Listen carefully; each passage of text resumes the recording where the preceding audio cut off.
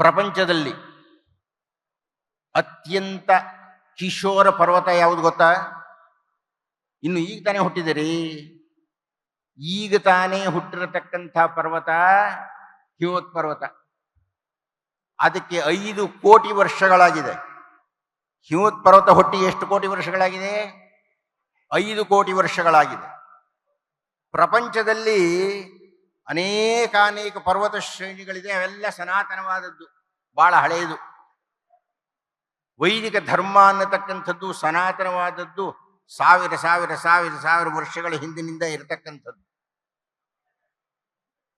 ಈ ವೈದಿಕ ಧರ್ಮದಲ್ಲಿ ಈ ರೀತಿಯ ಕ್ರಾಂತಿಕಾರಕವಾದ ವಿಷಯಗಳನ್ನು ಮಂಡನೆ ಮಾಡಿದ್ದರಿಂದ ಹೇಗೆ ಹಿಮವತ್ ಪರ್ವತ ಅತ್ಯಂತ ಕಿಶೋರ ಪರ್ವತವೋ, ಕಿಶೋರ ಪರ್ವತವಾದರೂ ಪರ್ವತಗಳ ರಾಜ್ಯದಲ್ಲಿ ಅತ್ಯಂತ ಎತ್ತರದ ಪರ್ವತ, ವಯಸ್ಸು ಪುಟ್ಟದು, ಆದರೆ ಪ್ರಪಂಚದ ಪರ್ವತ ರಾಜ್ಯಗಳಲ್ಲೆಲ್ಲ ಅತ್ಯಂತ ಎತ್ತರವಾದದ್ದು. ಹಾಗೆಯೇ ವೈದಿಕ ಪರಂಪರೆಯಲ್ಲಿ ಇಂತಹ ಅದ್ವೈತ ಸಿದ್ಧಾಂತವನ್ನು ಕೊಟ್ಟಿದ್ದನ್ನು ನೆನಪಿಸಿಕೊಂಡು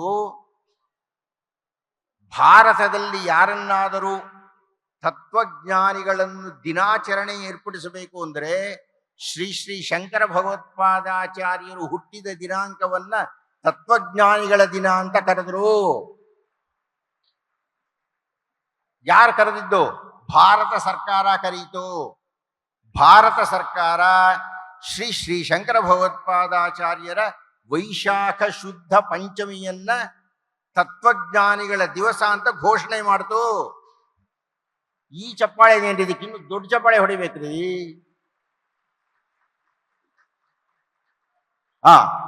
ಕೊನೆಯ ವಾಕ್ಯ, ಮುಂದಿಂದಿಲ್ಲ, ಇದೇ ಕೊನೆಯ ವಾಕ್ಯ, ಆಮೇಲೆ ಖರ್ಚುಗಳು ಬಿಟ್ಬಿಡ್ತೀವಿ. ಗಮನಿಸಿ, ಈ ಮಹಾನ್ ವ್ಯಕ್ತಿತ್ವವನ್ನ ಸಾಹಿತ್ಯನೇ ಹೇಳಿದ್ವಲ್ಲಪ್ಪ ಭಗವತ್ಪಾದರದು. ಭಗವತ್ಪಾದರ ಸಾಹಿತ್ಯ ಎಲ್ಲಿ ಹೇಳಿ? ಅಶೋಕ್ ಹಾರ್ನಳ್ಳಿಯವರೇ, ಇನ್ಯಾವತ್ತರ ಒಂದ್ಸಲ ಕೊಡಿ. ಭಗವತ್ಪಾದರ ಸಾಹಿತ್ಯವನ್ನು ಕುರಿತು ಮಾತಾಡಬೇಕು. ಅದ್ಭುತವಾದ ಸಾಹಿತ್ಯ ಅದು. ಶ್ರೀ ಅಶೋಕ್ ಹಾರ್ನಳ್ಳಿ, ಶ್ರೀ ಬಂದ್ಬಿಡ್ತಲ್ರಿ ನಿಮ್ಮ ಶ್ರೀಮತಿ ಏನ್ ಮಾಡ್ತಾರೆ ಆಮೇಲೆ ಗತಿ.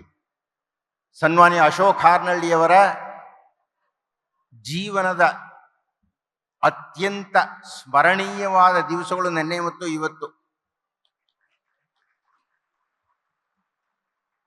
ಅಶೋಕ್ ಹಾರ್ನಳ್ಳಿಯವರೇ, ನಿಮ್ಮಲ್ಲಿ ಹೇಳ್ತಾ ಇದ್ದೇನೆ, ನಾನು 2ನೇ ಸಮ್ಮೇಳನದಿಂದ ಭಾಗವಹಿಸ್ತಾ ಇದ್ದೀನಿ.